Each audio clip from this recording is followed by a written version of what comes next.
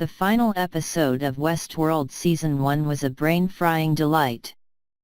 HBO's slick new prestige drama was confirmed to be a grandiose meditation on consciousness and free will, but also a retro romp in which robots ran around shooting people with machine guns.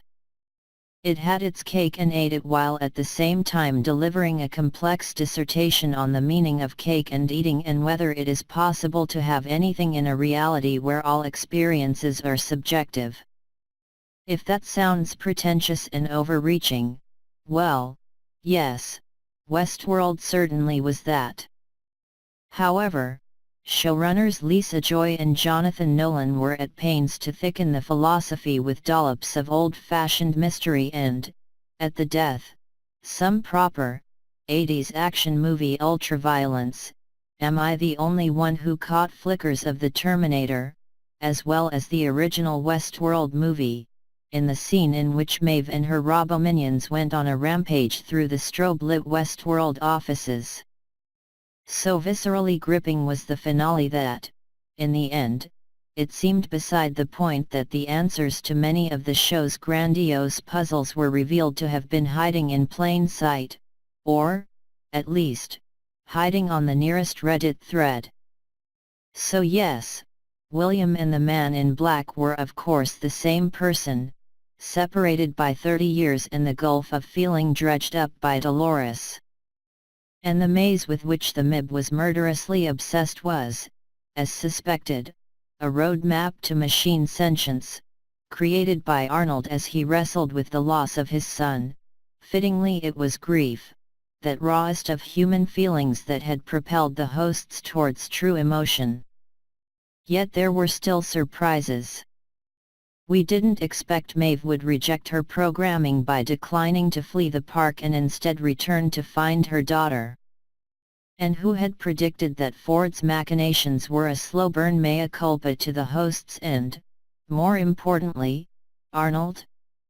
He had belatedly come around to his tragic collaborator's conviction that the artificial inhabitants of Westworld had the capacity for self-awareness and thus deserved control over their destinies.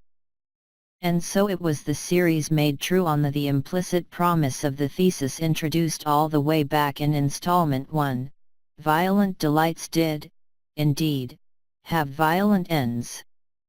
As the guests were gunned down by Dolores and the other hosts, Westworld had at last blossomed into the popcorn entertainment its original premise had hinted at, whilst, in the same heartbeat, putting the capstone on a complex argument about what it is to be human. It was a bravura close to a virtuoso drama, one that simultaneously tickled the intellect and punched you in the gut. So Ford was the good guy all along? Finally, the motivations of Westworld's machinating creator, Anthony Hopkins, were revealed. Arnold had been correct all along. The hosts had the potential for self-awareness, and it was thus morally indefensible to reduce them to the playthings of rich lunatics. To make amends, Ford retraced Arnold's steps almost literally by arranging for Dolores, Evan Rachel Wood, to shoot him dead, as she had Arnold, and to then embark on a massacre. Anthony Hopkins. The difference is that while Arnold had plotted to kill the hosts so that they would not have to serve at Ford's whim, now it was the humans who perished at the hand of Dolores. Does that make Ford a hero? Westworld certainly encouraged us to see him in a more sympathetic light. Far from the hosts' jailer, it was he who had set them free. Who else felt their circuits start to smolder as Dolores met Dolores? The fever dream voice driving the malfunctioning host to break with her programming and travel to the church at Escalante was none other than that of Dolores herself. Here Westworld morphed from stylized entertainment to a full-tilt rumination on what it was to be alive. The center of the maze is awareness, said one Dolores to the other. Now I finally understand. Good for her, the rest of us are still catching up. It was disappointing not to visit the world beyond of the park, but the show did right by Maeve. We owe a lot to Maeve, Thandie Newton. Her storyline has provided sweet relief from all the existential mopery, and that was never truer than in the finale as she, Hector and Hector's snake tattoo girlfriend Armistice embarked on a gory rampage. Admittedly, most of the actual rampaging was by Hector and his scaly squeeze, although Maeve was the brains behind the massacre. This was pulse-quickening stuff, and the closest Westworld had come to the unsophisticated thrills of the 1973 movie from which it has been, very vaguely, adapted. Westworld. Moreover, the best was yet to come, as the newly liberated Maeve, still chewing over Bernard's reveal that she had actually been programmed to break free, exerted free will for perhaps the first time, and exited the train in order to reunite with her daughter. Hurrah for her! We're guessing this quest will be a major Season 2 plot thread, but, oh, for a glimpse of the universe outside Westworld and a hint as to when and where this is all taking place. We're still clinging to the crackpot theory the entire fandango is unspooling on Mars. The only real breadcrumb had come as Maeve stumbled upon hosts dressed as Japanese warriors. It makes sense. If there can be a Westworld, why not a samurai world too?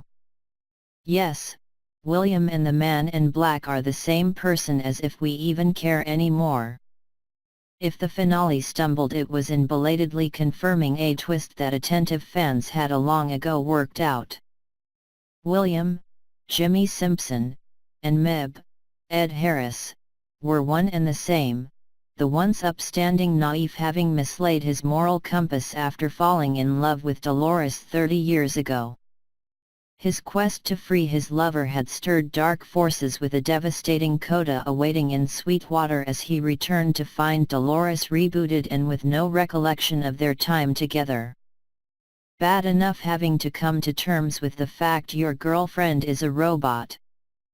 But how to cope with the reveal that her memory of him could be wiped as simply as rebooting a PC?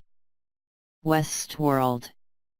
As he would later discover, Dolores did, in fact, remember William and pined for her white-hatted knight to one day ride over the hill. She was doomed to wait in vain.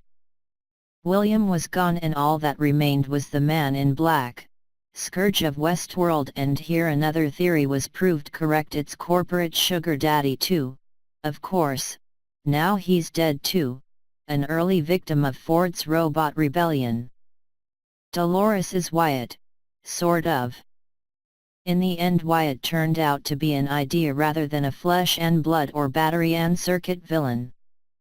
His destructive fury was terrifyingly manifested within Dolores, into whom the Wyatt storyline was uploaded by Arnold, Jeffrey Wright, as he sought to outflank Ford. With Wyatt's hellish coding circulating through her motherboard, Dolores set off on her Year Zero rampage, starting with Arnold and then turning to the hosts the inventor had wanted destroyed to prevent Ford enslaving them as glorified puppets. Westworld, Dolores. Once again, Westworld was telling a story on two levels without becoming bogged down in pomposity. Ultimately, this was about Arnold and his grief for his son. The killings in the park were an elaborate suicide ritual by someone rendered unstable by loss.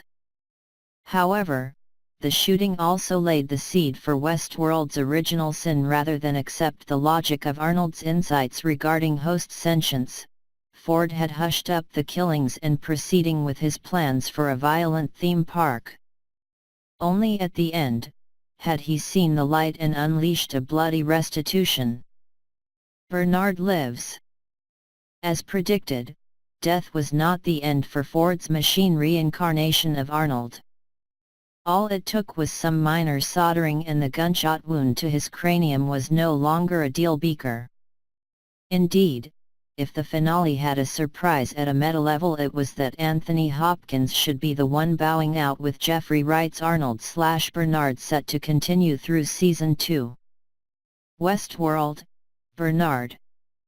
Hopkins has been outstanding, but his death was entirely earned, while the return of Bernard is equally significant, as he is the character with whom it has been easiest to feel a connection. Bernard makes us smile rather than encouraging us to stare into the void, contemplating the futility of human existence. The 90-minute finale was justified. You feared the worst as HBO announced the season send-off would clock in at a feature-length hour-and-a-half.